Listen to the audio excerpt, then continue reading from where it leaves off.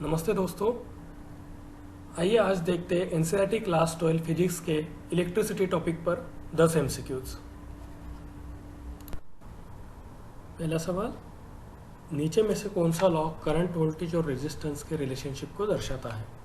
Coulomb's law, Ohm's law, Kirchhoff's law या Faraday's law? सही जवाब है ओहम्स लॉ, जिसका equation V is equal to I R या I is equal to V upon R भी लिखा जाता है।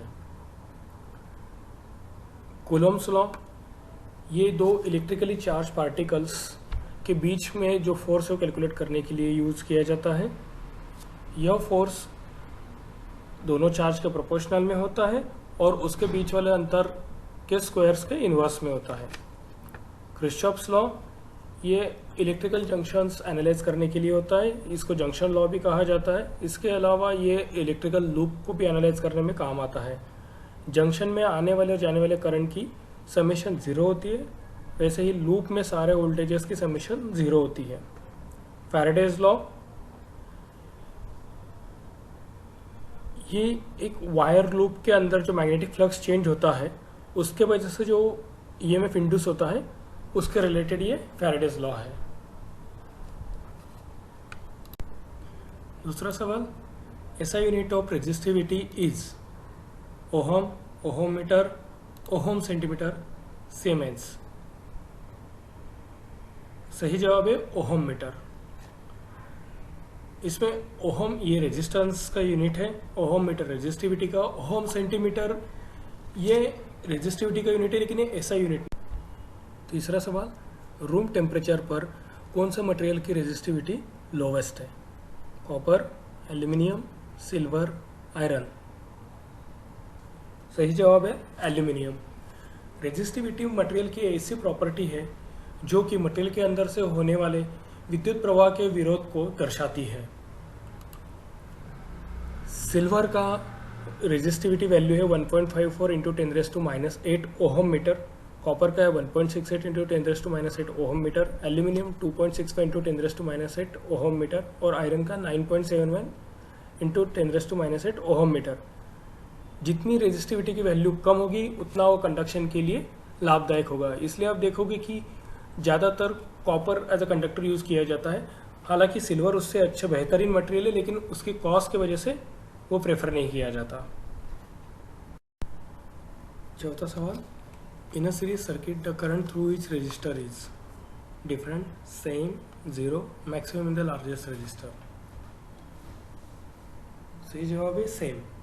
सीरीज सर्किट में इक्विपमेंट एक के बाद एक जोड़े जाते हैं जिसकी वजह से सब में करंट सेम ही अमाउंट का फ्लो होता है। हाँ, वोल्टेज इसमें बढ़ जाता है हर एक रेजिस्टेंस के अलावा।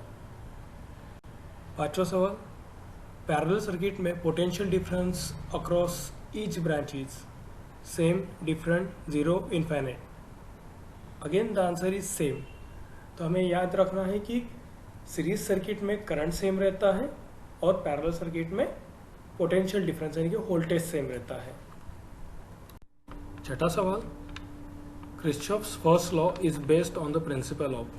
किरचॉफ्स का फर्स्ट लॉ, जिसे जंक्शन रूल भी कहा जाता है, ये किस पर बेसिस है? Conservation of energy, conservation of charge, conservation of momentum, conservation of mass? इसका सही जवाब है कंजर्वेशन ऑफ चार्ज। जैसे कि इसका दूसरा नाम है जंक्शन रूल, इसका मतलब एक पर्टिकुलर जंक्शन यानी एक पर्टिकुलर पॉइंट पे जितने ही इनकमिंग करंट है और आउटगोइंग करंट है इसका समेशन 0 होता है। तो इसी के आधारित ये है, तो कंजर्वेशन ऑफ चार्ज ये सही आंसर है। सातवां सवाल, Kirchhoff's second law is based on the principle of? Kirchhoff's का पहला लॉ था जंक्शन रूल, सेकंड जो लॉ है इलेक्ट्रिक लूप से आधारित है। Conservation of charge, conservation of energy, conservation of momentum, conservation of mass? इसका सही जवाब है कंजर्वेशन ऑफ एनर्जी। एक लूप में जो भी पूरी एनर्जी वो हमेशा कंजर्व रहेगी, तो इसका वोल्टेज का समेशन हमेशा 0 रहेगा। आठवां सवाल, the internal resistance of an ideal cell is 0, infinite, very high, equal to EMF? सही जवाब है 0। ये आइडियल सेल क्या होता है? आइडियल सेल एक थियोरेटिकल कंसेप्ट है जो इस बेसिस पर है कि इसका इंटरनल रेजिस्टेंस 0 होता है और इसमें से जो भी वोल्टेज आउटपुट मिलेगा वो हमेशा एक जैसा ही मिलेगा irrespective of current value. Current कुछ भी रहे, वोल्टेज हमेशा सेम रहेगा। इसका इस्तेमाल किया जाता है मैक्सिमम पॉसिबल करंट किसी सर्किट में ढूंढने के लिए। अगला सवाल, इलेक्ट्रिक पावर का यूनिट क्या है? Joule, watt, volt, ampere. इसका सही जवाब है वैट। वैट को जूल्स पर सेकंड भी कहा जाता है। इलेक्ट्रिक पावर वह दर है जिससे विद्युत ऊर्जा का उत्पादन, स्थानांतरण या फिर कंजम्पशन होता है। ये जनरली वैट या जूल पर सेकंड में नापा जाता है। वैट ये जो यूनिट है ये एक साइंटिस्ट जेम्स वैट के को ऑनर करते हुए दिया गया है, जिसने स्टीम इंजन का आविष्कार किया था। Current is governed by Joule's law, Ohm's law, Faraday's law, Lenz law. सही जवाब है जूल्स लॉ। किसी कंडक्टर से जब करंट बहता है तब कितनी हीट एनर्जी जनरेट होगी ये हमें जूल्स लॉ बताता है। जूल्स लॉ का इक्वेशन है H is equal to I²RT। Ohm's law जो कि वोल्टेज, करंट और रेजिस्टेंस के रिलेशनशिप को दर्शाता है, जिसका इक्वेशन है V is equal to IR। आगे देखते हैं फैराडेज लॉ और लेंस लॉ। इसके लिए हम इस डायग्राम का इस्तेमाल करेंगे। फैराडेज लॉ क्या कहता है, जब भी कोई वायर लूप है, मानो ये वायर लूप है जिसके अंदर से मैग्नेटिक फ्लक्स जा रहा होता है और जब भी मैग्नेटिक फ्लक्स चेंज होगा तब उस वायर में वोल्टेज क्रिएट होगा। यही फैराडेज लॉ का कहना है। अब ये वोल्टेज कितना क्रिएट होगा तो ये मैग्नेटिक फ्लक्स के चेंज के रेट पे डिपेंड करता है। अगर आप इस मैग्नेट को आगे पीछे मूव करेंगे तो वायर के लूप के अंदर से आने वाला मैग्नेटिक फ्लक्स चेंज होकर वायर में वोल्टेज जनरेट होगा। अब अगर आप बहुत तेजी से मैग्नेट का मूवमेंट करोगे तो वोल्टेज ज्यादा जनरेट होगा, बहुत धीरे करोगे तो वोल्टेज कम जनरेट होगा। अब आते हैं लेंस लॉ पे। जब वोल्टेज जनरेट हो रहा है तो जाहिर सी बात है कि उसमें करंट भी जनरेट होगा।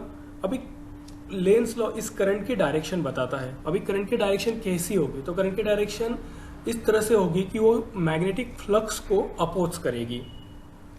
मानो मैग्नेटिक फ्लक्स के डायरेक्शन की वजह से कोई करंट जनरेट हो रहा है तो वो जो करंट है वो अपना एक काउंटर मैग्नेटिक फ्लक्स जनरेट करेगा और वो इस मैग्नेटिक फ्लक्स को अपोज करेगा। तो यही लेंस लॉ उस करंट की डायरेक्शन देता है। तो ये थे आज के 10 MCQ। Thank you.